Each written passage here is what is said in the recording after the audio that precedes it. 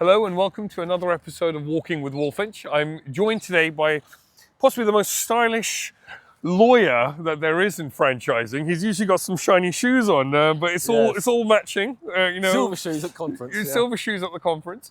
Russell Ford, who is a partner at Knights. Welcome, Russell. Thank you, Amrit. It's good to be here. Thank you for joining. We've been planning this for over a year, I think now. I think you had a back injury and you got postponed. I hope you're well now. Well, I've got a new back injury, but that's Okay. all good. So I'm not going to cancel again. No.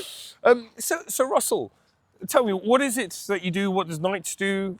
Tell us a little bit about yourself. So Knights are a law firm. I've joined them 6 months ago when they bought a business that I was a partner in. I've been a franchise lawyer for 30 odd years. Started off doing a mixture of general litigation, but 25 years ago took the decision to focus on franchising as my core area of practice. Myself and my then partner Jane Massey, we built a team which grew from the 2 of us to 3 and ultimately to about 10 of us, dealing with a mixture of disputes and non-contentious franchising, buying and selling businesses, setting up franchises, building our client base and building the team of lawyers that we have to serve those clients. Interesting. So it's not just knocking out franchise agreements then? No. In fact, that's the easy part of the job. Okay. Jay wouldn't say that, but yeah. But That's yeah. at pace, yeah. It's at pace, yeah. So tell me about disputes. That's very interesting. So where does that come in?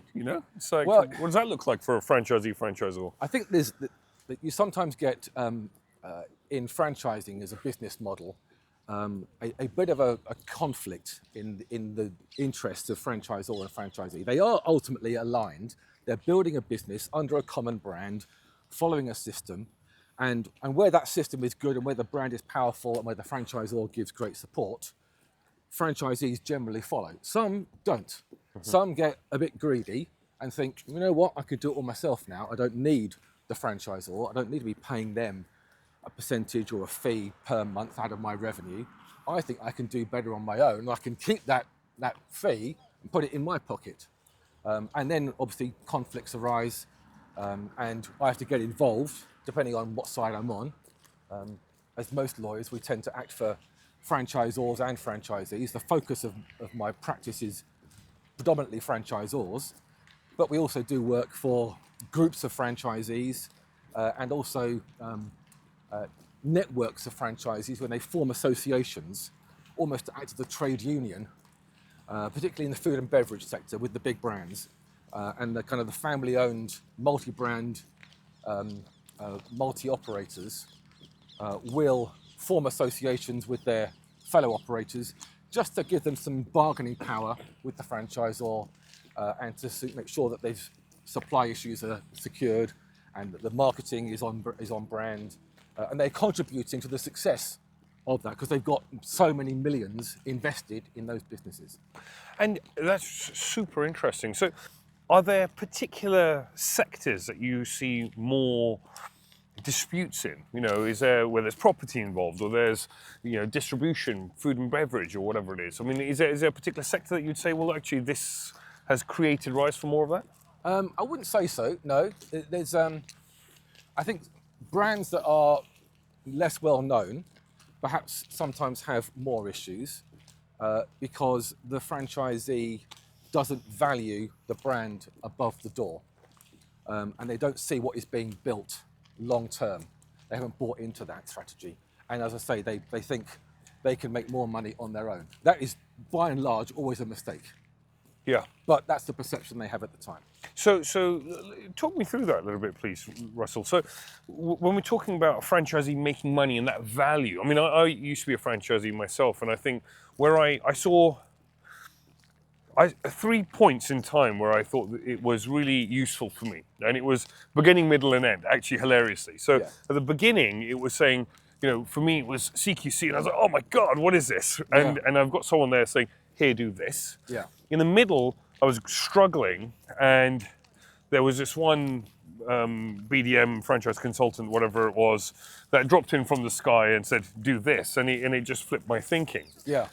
And then at the end, I think, it was clear to me that there was an increased value in my resale because the people coming in had a little bit more security. It wasn't just me leaving, and with me leaves all of the know-how. Yeah. It was me leaving, but actually these guys over here kind of are brand guardians, and they get it, and they can pass that on if...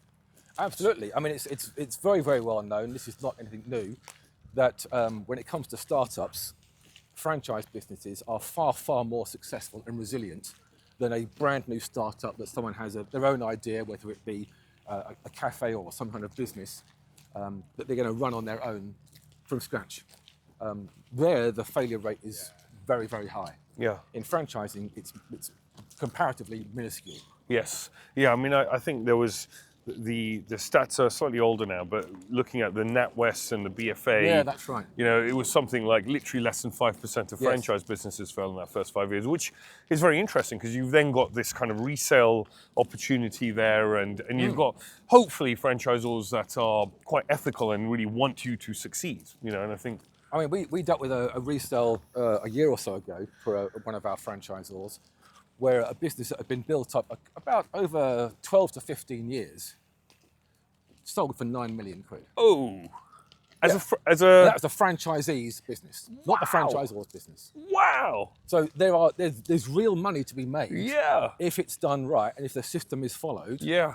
And I've no doubt that if that business had, flipped the signs after a couple of years and struggled on their own, it would not have got that kind of revenue. Yeah. Because the brand is so powerful and so well known, it adds value to that franchisee's business. Well, it's very interesting, isn't it? I even look at my sector when there is a brand that is really well known, people would pay a premium to purchase that brand. Yeah. And I think that's really interesting as a franchisee, because just by being associated, you're adding multiple. That's right. And so what other issues have you seen? I mean, I think this value topic is really interesting because you might have a franchisee turning over a lot of money and therefore parting with a lot of money every year. But, have you been involved in mediation conversations where you've kind of brokered those conversations about talking about that value that both parties are getting? Yeah, I mean, the mediation that I've done a lot of mediations, they tend to be when the relationship has broken down and they're no longer franchisor and franchisee,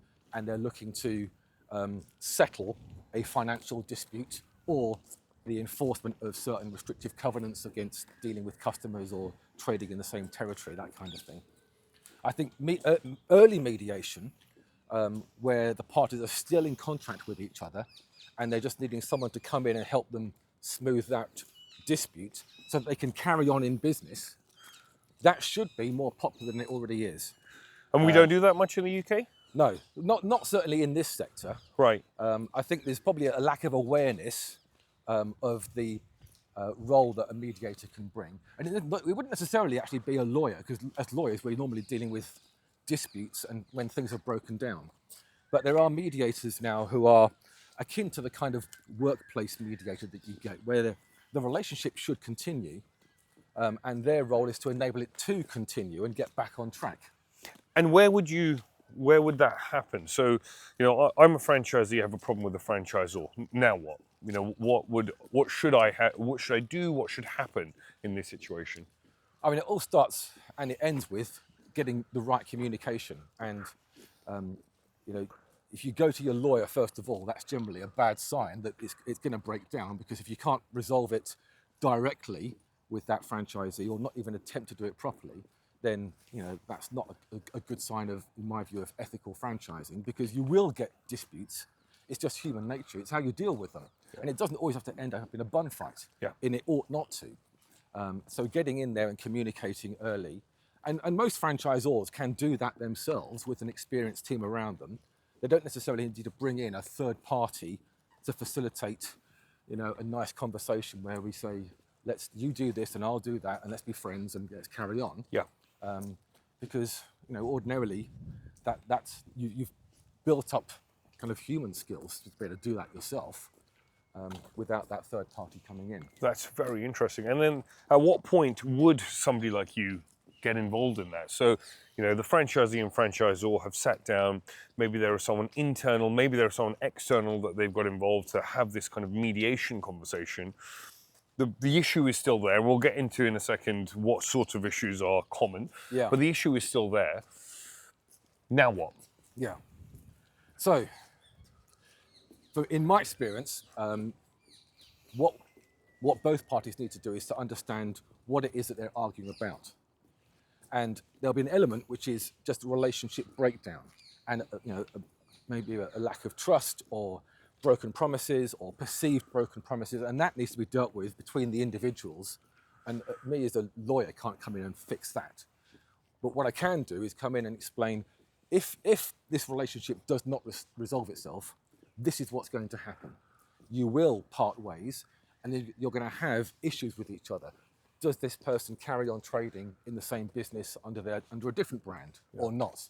What about the money that the franchisor has lost by the franchisee finishing early? What about the perceived claims the franchisee may have of, I didn't know, the reality of what I was buying into. I was told things that were untrue, and if I'd known that, I wouldn't have signed up, and I've lost all this money. Those are the sorts of misrepresentation type claims that very often arise. And I see that a lot, with franchisees who they have lost money, and their expectation of what they were going to get has not transpired, but that might be due to a whole load of factors. Yeah. It's very rarely the sole fault of the franchisor. Yeah. It's very often the fact that the franchisee perhaps wasn't properly engaged in the business, didn't follow any advice and guidance, wasn't focused on sales, put in a team and then just walked away, or market factors, the economy changing, competition coming into the area. All these sorts of things are just normal in business, and it isn't always someone's fault when a business fails. Yeah, as you speak, Russell, the thing that is coming into my mind is I think there is a spin-off business opportunity that you're missing out on here. Okay. Getting some marriage therapists right, and counsellors, coaching them on commercial activity. I mean, that's what we're talking about here, right? We're talking about partnership, we're talking about communication. We're saying, well, okay, it's never one person's fault. Yes. And in relationships of any description, that's always the way, right? It's never one person's fault. And it's really interesting when you break down issues that arise. I mean, obviously, I've been a franchisee, I am a franchisor, and you sort of look at problems that happen and you think, well, it's never my fault or your fault. There's always something there. There's always, I always talk to my team about over-communicating. Yes. And I think because, you might annoy someone by over-communicating, but actually at least you've really given the message out, and done it in 9 different formats, and, and it's, so what are the common issues that you see? So there's a misrepresentation. Misrepresentation is very often the case, and it's sometimes used by franchisees as retaliation when the franchisors had to step in and say, look, I'm going to bring this franchise to an end because you're not following the system. There might be multiple breaches of the quality regime that you've put in place. They may owe money to you and just never have paid it and not agreed and stuck to payment plans. And the franchisor decides, I can't continue like this. I'm going to terminate this agreement. And then that franchisee has to stop trading under that brand, stop trading in the same territory, and then there's going to be claims for damages or compensation. And then the franchisee says, oh, well, if you're going to sue me, I'm going to sue you, and it's your fault because you told me X, Y, and Z, and that wasn't true. And then we get into this bun fight about dealing with those sorts of claims. And I wouldn't say it's inevitable, but I suspect that every franchisor will at some point have that sort of claim made against them. It's very interesting. Even the very best will have those sorts of issues from time to time. I mean, we're just talking about people at the end of the day. Exactly, and people react in certain ways, and franchisees, some will take it on the chin, and others will say it's they get very defensive and say, well, it's not my fault, it's your fault, and we get into a blame game. Yeah, it's so interesting. I was talking to a franchisee recently. We were going through that sort of initial process. And what they were going through the franchise agreement, and obviously the franchise agreement, yes, it is very much one-sided because, my job is to protect the brand. And it's your business that you're licensing to them. And they've got to follow your system. And also, I think as a franchisor, you've got to protect the asset for their neighbouring franchisee. And if Correct. one person doing, if the McDonald's M is pink in one territory but yellow in the other, Yeah. we have an issue, right? Yeah. And so I was having this conversation with them, and I said, look, for me, however, the franchise agreement is a document that we are signing and then putting it in the drawer for 5 years. And if we have to pull that out, then we've got a fundamental breakdown in our relationship anyway. And actually then the problem is much bigger.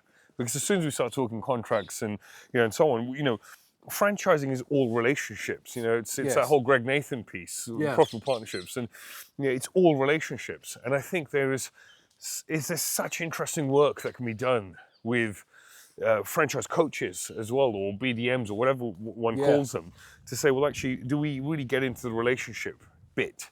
Do we know what franchisee X's kids' names are and what their motivators are and all that? That's really important, because I think so often franchisors, BDMs, are focused on growth, because they know that the more turnover generated, the more management fees flow from that.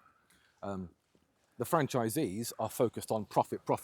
Yeah. And actually, I think franchisors should do more. And many of them do this really, really well, but some don't. And I think there needs to be a bit more focus in enabling and teaching franchise coaches how to improve franchisees' profits. Yes. Without stepping on their toes and without making decisions for them, because they can't do that, but giving that advice and guidance to say, why are you paying this person this much? Yeah. That's above market rate. Have you thought about different ways of rewarding your staff and things like that? It's so interesting. So just keep on Greg Nathan for a second. When I was at the IFA a couple of years ago, he was my second podcast that I had ever filmed. Okay. And first was with my parents in Black Park, and My local park. your local park. Yep. And at the end, I always ask everyone what that one thing is that would add to the next kind of £1 million journey for someone. And his comment to franchisors globally was, focus on franchisee profitability. Because if you focus on franchisee profitability, everything else works. Yeah. And I just thought that was so interesting. It really kind of sat with me, that did, even 2 years later. And I think we think about that often. And, look at franchisee profitability on a monthly basis. And because actually, really, it's personal, right? It's personal to them. Absolutely. So it's personal to us, Yes. and it's got to be. And it's really, that's great. Thank you. And focusing as well on their ultimate exit. Yeah. Because most franchises are not lifetime jobs where Yeah. someone becomes a franchisee at 25 and then says, right, at 65, fab, what do I do now? I'll quit. Yeah. You're building an asset to sell ultimately, and then you can do something else or retire or whatever. Yes. Yeah. But focusing on the franchisee profitability and the potential for capital growth in that business, Yeah. so that when they come to sell, they've got something that is valuable, Yeah. is exactly the right thing to do. And so before we got started, you were about to go into a war story, which I'd love to hear actually, now that the cameras are rolling. Well, I was at an exhibition. We had a stand at the Olympia, 15 odd years ago. And next to us was a fairly new business, mobile food business, that was dipping its toe into franchising. Right. And I was chatting with them during a quiet time and said what I do. And he said, I've never had disputes. I never will. My franchisees are really, really happy. I said, that's brilliant. Great job. Well done. Good on you. Yeah. How long have they been going? I said, he said, I've got 3 and they've been going 3 months, 6 months and a year. I went, okay, here's my number. You're going to give me a call in a year's time. And he said, why? I said, because you're going to have somebody come into 2 years and thinking, why am I paying you all this money when actually I could be putting it in my own pocket and flip the signs and I don't need you anymore. Yeah. I know what I'm doing. I know where I get my goods from. I know how to sell. I know how to prepare the food, etc. You've taught me all that. Thanks very much. Yeah. Now I don't need you. Yeah. And pretty much a year later, he rang me and said, you bastard. That's just happened. Now, that was a bit of a fluke. God. But generally, I do find around that kind of 2-year mark, Yes. tensions start to come because in those first years, the franchisee is building up a business Yeah. from scratch very often. Let's say it's a virgin white space territory, not a resale. And they're building it up. And they've had all the training and the support, and they are very needy. Yes. They need you a lot. particularly in a sector like yours, which is regulated. Yeah. But even in all sectors, they need lots of love and attention and support because they're starting up. And they're paying you a fairly modest amount of money because it's a percentage of their revenue, and the revenue is quite small. So they're associating what I pay with what I get. And then the business starts to grow, and they're paying you more. And because they have learned quite a bit, they need you a little bit less. So they're thinking, hang on, I'm paying more now and getting less. I'm not quite happy with this. Yeah. And sometimes you find that around that 2 year, it varies from business to business, but I've seen it quite often around the 2 year mark. The franchisee will go, hang on a minute, am I getting value for money? Well, absolutely you are, because what you got in the first 2 years was the reverse of that. The franchisor was massively subsidising the support, because he or she was getting in a modest amount of money and spending lots and lots of time and effort and people time and resources and marketing expense building up that business. And actually the payback for the franchisor comes over the lifetime, when in the later years they're receiving a greater income, and they're perhaps not giving as much necessary time to that business. Or they're doing it in a different way. I mean, lots of franchisors now have kind of subgroups for the really high-performing businesses to help them grow even bigger. And to kind of a different level of coaching. Which is very, very helpful, and it helps those businesses to grow. And there's a lot of peer-to-peer, resource and help there as well. And the business is still growing. The brand is getting bigger. The fact that the brand is becoming more well-known actually is adding to the franchisee's own business value. It's not just about what they're doing. No, that is so interesting. I think there's all these kind of graphs on the franchisee life cycle, and how when you start you're very motivated, and so the relationship is going great guns, and then yes, you get to that point where you start to understand and you start to require less support, and then and then there's that dip in emotions, and you either at that point sell and disappear, or you really sort of get back in with the franchisor, and the franchisor and you work collaboratively together, and you go to the next level up. And it's really interesting. Again, having been a franchisee myself, and having actually gone through all of those emotions myself, we set up something called the Thrive Academy. And so it's for franchisees that are doing, $1 million plus, and there was people in there between 1 and 3.5 million. And this cohort, again, just working through all of those things with them and just saying, right, okay, well, how do we get you to the next level? We add the next £1 million onto your business. Because you're so right, they need something very different.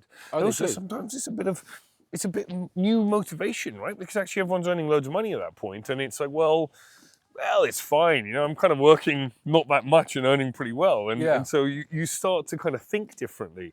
And I think there's some really interesting work that can be done there. It does make me also think that actually maybe we need to present that graph at Frandev meetings, before you buy, to say, hey, this is what's going to happen. Set expectations. Yeah, absolutely. I started talking a lot recently about my expectations of what a franchisee should be doing on a day-to-day basis, and actually kind of quite unapologetically saying, well, if you're not going to do this, and we're not the brand for you, right? Because I think, you want to hear all the worst things today, right? And then if you decide to buy, great. And if you don't, and it doesn't work, there are other brands that are more suited to different personalities, I think, as well. And you're not afraid of that. I think that sometimes franchisors are just about starting up, thinking, I've invested all this money in the model. I've had consultants, lawyers, I've done exhibitions, I've been marketing, etc. God, I need to get some money in. And someone comes along and says, I'll be your franchisee. And you say, thank you very much, I'll take your money. Now I'll train you up, and they're just unsuitable. You wouldn't have picked them in the first place, but for the fact that they're offering you 30 grand. You need that 30 grand. And that's it. And actually, I think not having your own operating business can really hurt. As a franchisor, I think that it's really important to have money coming in, because I think for a decent quality franchising business in the UK, it'll cost you anywhere upwards of £500,000 to start up.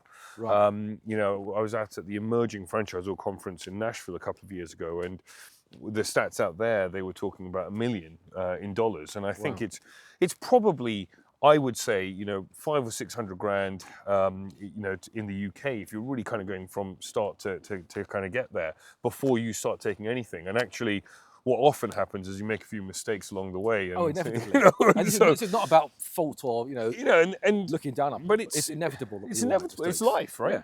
Yeah. So I've got two final questions for you, Russell. One is quite a fun one, really, because you're a real just pillar of the franchise community. Where are you going with this? I could go anywhere. That was an Right? awkward pause. I was thinking of a really polite word that I can have on Okay. it. But you Pillar, are just not pillock. you're definitely a pillar. And I sort of look at that and I think, gosh, I see you speaking at all of the conferences, and and actually you've guided me personally along the way, and I'm sure over the years you will, furthermore. And you're really a real sort of key person within the franchise community, certainly in the franchise legal community. But what does the next 30 years look like for you and for the legal profession within franchising in the UK? Oh my goodness! It's so interesting, right? There's this. What happens next here? Yeah, I mean, at the moment, the big threat is, or the perceived threat is AI, and we had that obviously the theme of the conference recently with peers and other people talking about it. And I am a little bit tech phobic, and I have to say I don't get a lot of that. What I remember is that we've had lots of perceived threats over the last 25 years of the next big thing is going to wreck professionals. Yeah, and it doesn't. Yeah, and ultimately. You can go onto ChatGPT and you can, put in a question and get an answer. And I say an answer because very rarely is it the right answer. Yeah. Because I'm seeing a lot of that now. Actually, I've got a ex-franchisee that we're pursuing for some money that they owe. His defence is done through ChatGPT. Okay. It's utter rubbish. Yeah. I mean, I'd love to use a worse term. Yeah. It's going to get struck out. He's going to do it again. Yeah. And he thinks he's been clever and he's not. So we are using it in our own business, but through Microsoft Copilot. Right. Because we can control then the sources of the information that it's bringing to us, and it will help us keep costs under control, because I do appreciate legal costs are hugely expensive. Yes. And ways in which that can be budgeted for and reduced through the sensible, appropriate use of AI is the right thing to do. And we are doing that. And I'm sure all our competitors are as well. But ultimately, it's about judgment. Yeah. When you pick up the phone to me, or a franchise will pick up the phone to me and says, I've got this situation here, these are the facts, what do you think I should do? I'm not going to say to you, well, you should definitely do A or definitely do B. Yeah. I'm saying, well, if you do this, these could be the situations, this is an option, but how about doing this instead? Yeah.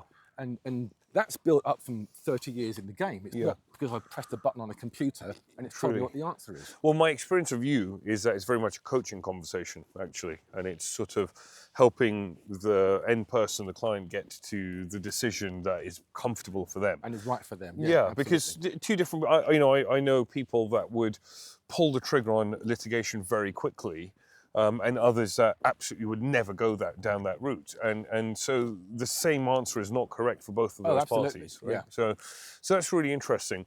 Thank you for that. And my last question is, and I ask everyone on the show this, is, if someone is listening to this and they want to build that next million in business, what is your one piece of advice that you would give them? Wow. You know what? I'm wearing a coat today that is branded Shackleton. Right. I'm a bit of an obsessive about Sir Ernest Shackleton. And I often reference him and his exploits in some of the talks that I do, shoehorn them in somehow. One of the things that he did when he was in the South Pole and ultimately engineered a rescue of all of the men in his party was he had to deal with conflict. And there were 3 guys in his team of 28 that were bad eggs, and they were sowing discord. So when he had to get a crew of 6 to pilot a boat to South Georgia to get rescue, he could have picked the 6 best men. What he did was he picked himself, an expert, the navigator, his most loyal man, a chap called Tom Crean, and then he picked the other 3.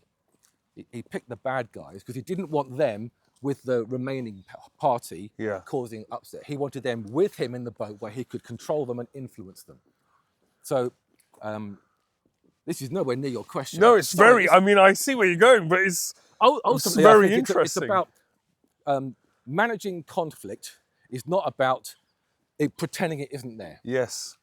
because it won't just go away by ignoring it. Yeah. You've got to take ownership of it and control it and manage it as best you can. And you do that by getting alongside the people that you've got a problem with. You know, Excellent. It's that old adage about keep your friends close, but your enemies closer, that kind of thing. And it's kind of a bit like that. But ultimately, I think it's about making sure that the best way of resolving dispute is not by going to court and thrashing somebody there, and because it's hugely expensive and time consuming and it takes a lot of management time away.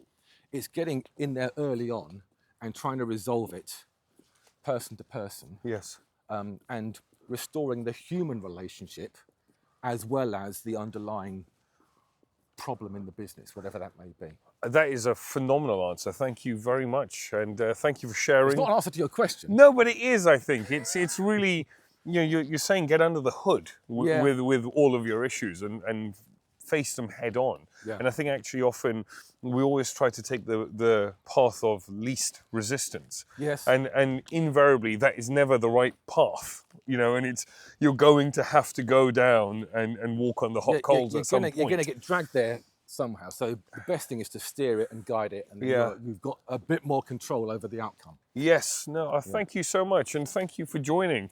It's My been a real pleasure. I enjoyed it. I really enjoyed it too. And thank you for tuning in to another episode of Walking with Walfinch. Until next time, see you then.